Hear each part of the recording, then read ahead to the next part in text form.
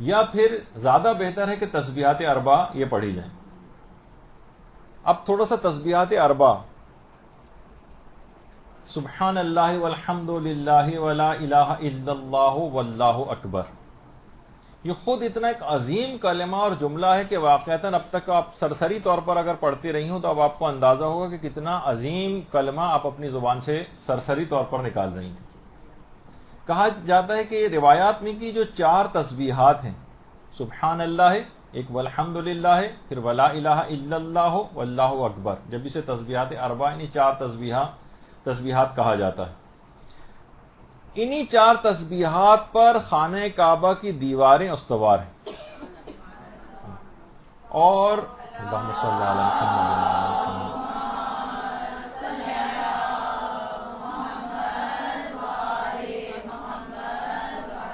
اور اس میں ایک ایک لفظ جو ہے اس کے اگر فضائل بیان ہوں تو سبحان اللہ کے لیے الگ کلاس رکھی جا سکتی ہے، الحمدللہ کے فضائل کے لیے الگ رکھی جا سکتی ہے، پھر ولا الہ الا اللہ کے لیے الگ اور اللہ اکبر کے لیے الگ. تک آپ نے خود اس سے پہلے جب ہماری تکبیرۃ الاحرام کی گفتگو ہوئی تھی تو پوری ایک نشست کے اندر اللہ اکبر کے فضائل اس کے اندر بیان ہوئے تھے. تو اتنی، اور سوچیں کہ یہ چاروں تسبیحاں مل کر آپ تیسری اور چوتھی رکعت کے اندر پڑھتی ہیں تو کتنا اس کے فضائل ہوں گے کہ ان چاروں تسبیحوں کو جمع کر کے پھر اس کو جو ہے اس انداز سے پڑھا جاتا ہے تیسری اور چوتھی رکعت میں. تو تسبیحات اربع جو ہیں یہ کتنی مرتبہ پڑھنی چاہیے؟ تو اس میں یہ ہے کہ ایک دفعہ پڑھنی تو واجب ہے تیسری اور چوتھی رکعت میں، کہ ایک دفعہ کم سے کم اس کو پڑھیں. یہ احتیاط کے مطابق اگر ایک دفعہ پڑھیں تو یہ واجب ہے، اور احتیاط کے مطابق یہ ہے کہ کم سے کم 3 مرتبہ تسبیحات اربع پڑھی جائیں. 2 دفعہ بھی پڑھ سکتے ہیں لیکن 3 دفعہ پڑھنا زیادہ احتیاط سے قریب ہے. اچھا، اب تسبیحات اربع کو کتنی آواز میں پڑھنا چاہیے؟ کیونکہ لوگ عام طور پر یہ مسکنسیپشن ہے اور سمجھتے ہیں کہ جو جہری نماز ہے کیونکہ وہ بلند آواز سے پڑھی جاتی ہے تو تسبیحات اربع کو بھی شاید بلند آواز سے پڑھنا چاہیے.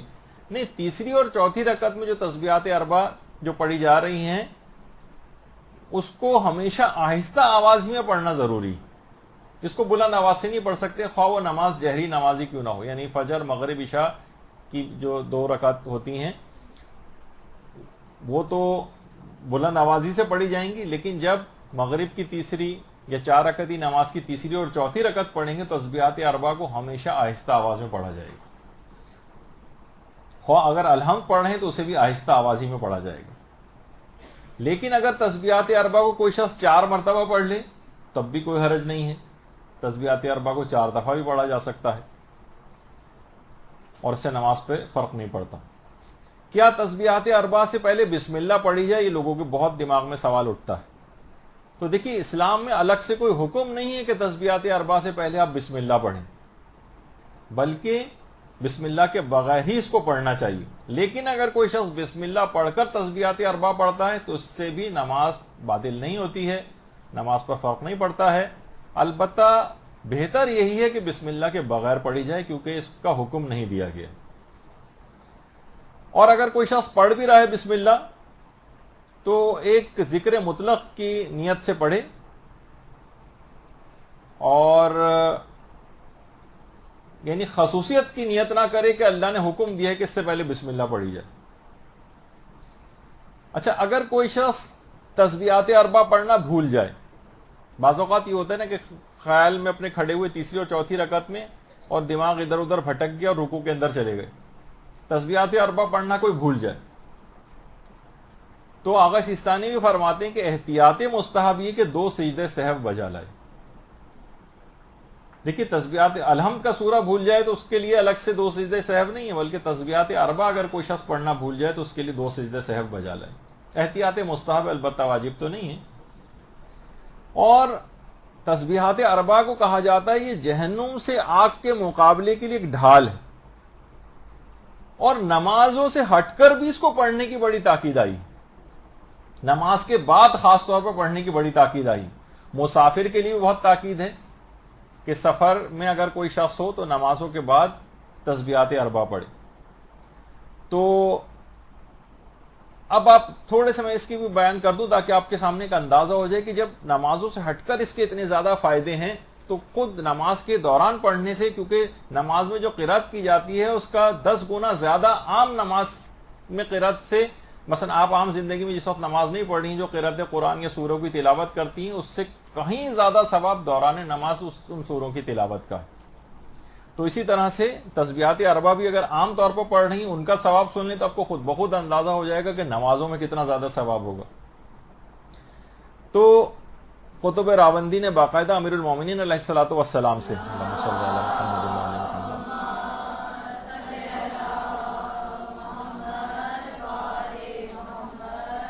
ایک صحابی تھے برا بن عازب، ان سے امیر المومنین نے فرمایا کہ ایسی بات میں تم کو بتاؤں کہ اگر تم اسے بجا لاؤ تو خدا کے تم پکے اور سچے دوست بن جاؤ گے۔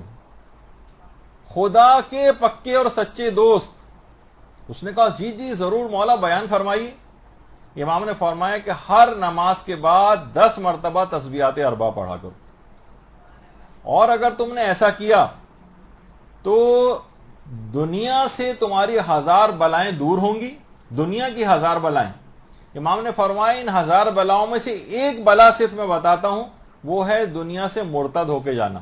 یعنی ایک تو اتنا بڑی بات کہ انسان مرتد ہونے سے بچ جائے گا، یہ دنیاوی 1000 بلاؤں میں سے ایک بلا صرف کی نشاندہی کی، اور آخرت کے 1000 درجات تمہارے لیے ذخیرہ کیے جائیں گے، جن میں سے ایک ذخیرہ یہ ہے کہ رسول اللہ کی ہمسائیگی کا شرف تم کو عطا کیا جائے گا۔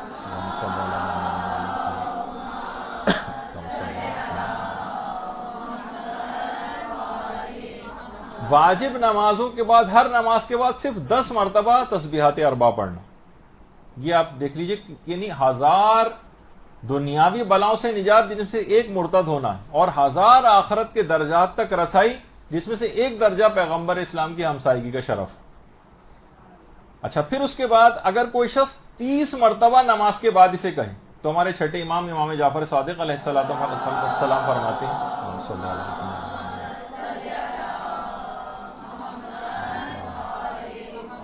فرماتے ہیں کہ بدن پر موجود ہر گناہ ساقط ہو جاتا ہے۔ دیکھیے ہمارے آنکھوں سے کتنے گناہ ہوتے ہیں، زبان سے کتنے گناہ ہوتے ہیں، پاؤں سے کتنے گناہ ہوتے ہیں، ہاتھوں سے کتنے گناہ ہوتے ہیں، دل سے کتنے گناہ ہوتے ہیں، یعنی جتنے اس کے اعضاء و جوارح ہیں بدن پر موجود ہر گناہ ساقط ہو جاتا ہے اگر نماز کے بعد 30 مرتبہ چھٹے امام فرماتے ہیں کہ اس نے تسبیحات اربع پڑھ لی 30 مرتبہ۔ اور جن کا بھی تذکرہ ہوا تھا آیت اللہ سید عبد الکریم کشمیری، وہ فرماتے تھے کہ نورانیت قلب اگر کسی شخص کو واقعتاً پیدا کرنی ہے تو وہ 30 مرتبہ، ابھی آپ نے 20 سنا تھا، اب 30 دفعہ 30 مرتبہ نورانیت قلب پیدا کرنے کے لیے مجرب ترین ہے تسبیحات اربع۔ 30 مرتبہ 30، وہ 20 تھا۔ اچھا، پھر اس کے بعد شیخ توسی نے بھی اپنی اسناد سے امام صادق سے ایک روایت نقل کی ہے کہ پیغمبر اسلام نے ایک دفعہ اپنے اصحاب سے پوچھا اور کہا کہ اگر تم اپنے مال و اسباب اور چیزوں کو ایک دوسرے کے اوپر رکھتے چلے جاؤ تو کیا آسمان تک پہنچ سکو گے؟ لوگوں نے کہا نہیں یا رسول اللہ، یہ تو ممکن ہی نہیں، ہم کتنی چیزوں کو ایک دوسرے کے اوپر رکھتے چلے ہیں، آسمان تک تو نہیں جا سکتے۔ پیغمبر نے فرمایا کہ تم چاہتے ہو کہ میں تمہیں ایک ایسی چیز تعلیم کروں جس کی جڑیں تو زمین پر ہوں لیکن شاخیں آسمان پر ہوں؟ کہا کہ پیغمبر اسلام جی ضرور فرمائیے۔ تو پیغمبر نے فرمایا کہ ہر نماز کے بعد 30 مرتبہ تسبیحات اربع پڑھو، یعنی تم زمین سے آسمان معرفت تک تمہاری رسائی ہو جائے گی۔ تو اس سے آپ اندازہ لگائیں کہ یعنی ایسی چیز کی جس کی جڑیں زمین پر ہیں لیکن اس کی شاخیں آسمان تک چلی گئی ہیں، تسبیحات اربع ایسی چیز ہے۔ یہ 30 کا عدد تھا۔ چھٹے امام فرماتے ہیں اگر کوئی شخص نماز میں جگہ چھوڑنے سے پہلے، یعنی ابھی نماز پڑھنے کے بعد اٹھا نہیں اور وہ 40 دفعہ تسبیحات اربع پڑھ لے تو اس کے بعد وہ جو کچھ بھی خدا سے مانگے گا وہ تمام دعائیں قبول ہو جائیں گی۔ نماز کے بعد 40 دفعہ اگر تسبیحات اربع پڑھ لے، اور اس سے بھی زیادہ اگر دیکھیں تو نماز جعفر طیار جس میں 300 مرتبہ تسبیحات اربع پڑھی جاتی ہیں، اس کا آپ خود سوچ لیجئے کہ کتنا بڑا مقام اور اجر ہوگا جس میں 300 مرتبہ نماز جعفر طیار میں تسبیحات اربع پڑھی جاتی ہیں۔ اور ایک چیز اور اس میں 60 کا عدد کا اضافہ اگر اور ہو جائے. اور امیر المومنین علیہ الصلوۃ والسلام یہ جملہ ارشاد فرماتے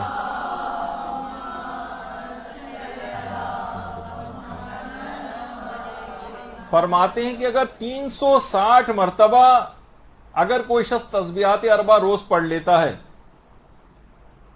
تو اس کے روزانہ کے تحفظ کی ضمانت یہ بن جاتی. دیکھیے آج کل کتنا جان کو خطرہ ہے، مال کو خطرہ ہے، عزتوں کو خطرہ ہے، اور خواتین کو اگر دیکھیں تو کتنا اپنا اوقات کو ضائع کرتی ہیں. مرد تو چلیں پھر بھی مختلف کاموں کے اندر اور روزگار کے سلسلے میں مصروف رہتے ہیں، تو زیادہ تر جن کے پاس اتنا ٹائم ہے خواتین ایسی محفلیں گھر میں منعقد کریں، تمام مومنین کے لیے بیٹھ کر 360 دفعہ روزانہ، یا لوگ آپس میں ڈیوائیڈ بھی کر سکتے ہیں کہ یہ ہم سب کی جان و مال و عزت و آبرو کی حفاظت کے لیے پڑھ رہے ہیں. ان چیزوں کو گھروں کے اندر رائج ہونا چاہیے. یعنی عام طور پر خواتین کو بھی وہ باتیں زیادہ سمجھ میں آنے لگیں، کہا جائے کہ جناب آپ کو، اور اس کی ضرورت بھی پیش آ جاتی ہے کبھی، لیکن ہر دفعہ تو ضرورت نہیں ہوتی اس کی کہ ہر وقت وہ سوچیں گے نہیں ہمیں تمام مظاہروں کے اندر ہی شریک ہونا ہے ہمیشہ، یعنی تمام تر صورتحال کے اندر نہیں. ایسی صورتحال ہوتی کبھی آپ کا کہیں جانا باہر پاسبل نہیں ہوتا، تو گھروں میں ان تمام چیزوں سے بھی استفادہ کریں.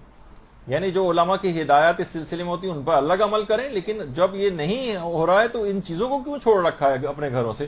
ان میں دوبارہ اس کو رائج ہونا چاہیے. تو روزانہ 360 مرتبہ تسبیحات اربع کی تلاوت، یعنی اس دن کی گارنٹی، ضمانت کہتے ہیں گارنٹی ہونے کو، گارنٹی امام لے رہے ہیں کہ اس دن کی تمام روزانہ کے تحفظ کی ضمانت ہو جائیں گی تسبیحات اربع.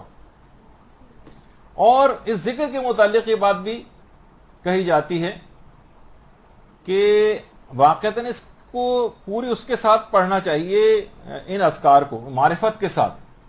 یہ صرف فقط ایک جملہ نہیں ہے.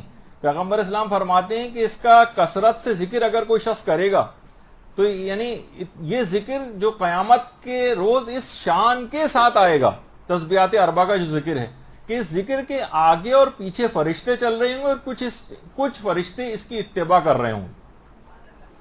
اور یہ کلمات جو ہیں تسبیحات اربع کے، یہ انسان کی باقی رہ جانے والی نیکیاں جن کو باقیات الصالحات کہا جاتا ہے. قرآن نے بھی جن کو باقیات الصالحات کہا ہے، ان کو باقیات الصالحات کہا جاتا ہے.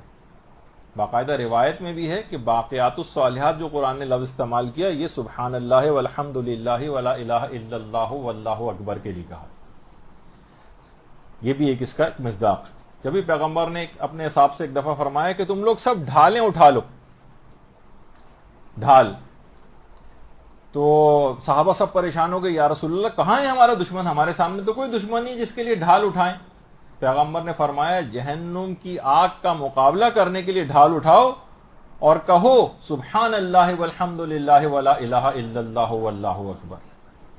اللہم صلی علی محمد.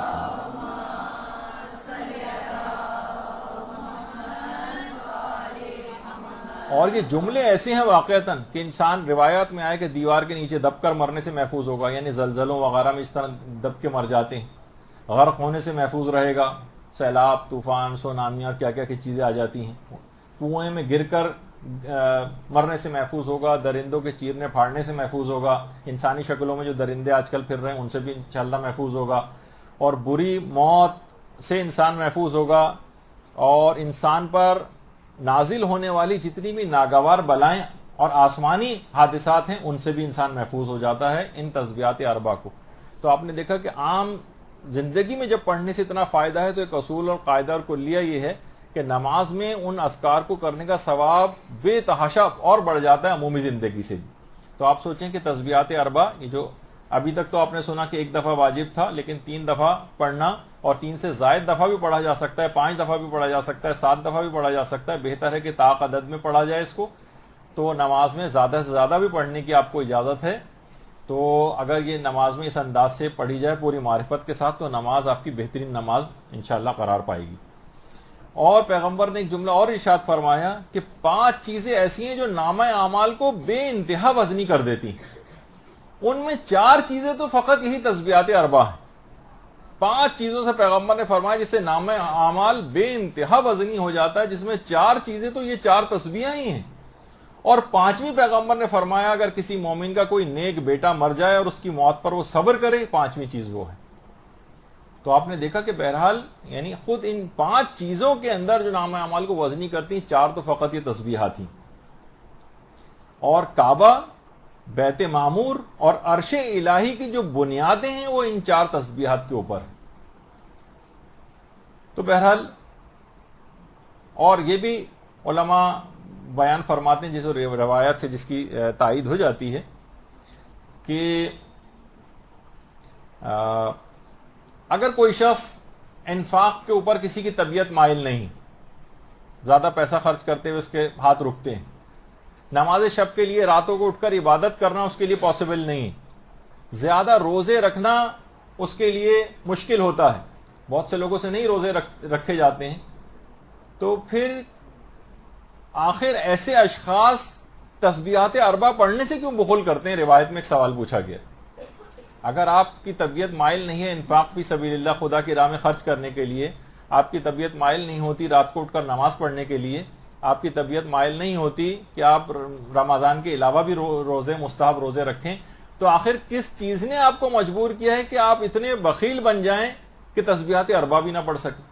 یعنی تسبیحات اربع ان کی کمی کو پورا کریں گے۔ تو ایسے افراد جن کے لیے یہ ممکن نہیں ہے وہ زیادہ سے زیادہ تسبیحات اربع کی طرف اپنا رجحان رکھیں، تو یہ تاکہ وہ روحانی کمی جو ان عبادت کو انجام دینے سے آپ کے اندر آ جاتی ہے وہ اس کے تسبیحات اربع کے ذریعے وہ کمی پوری کر دی جائے۔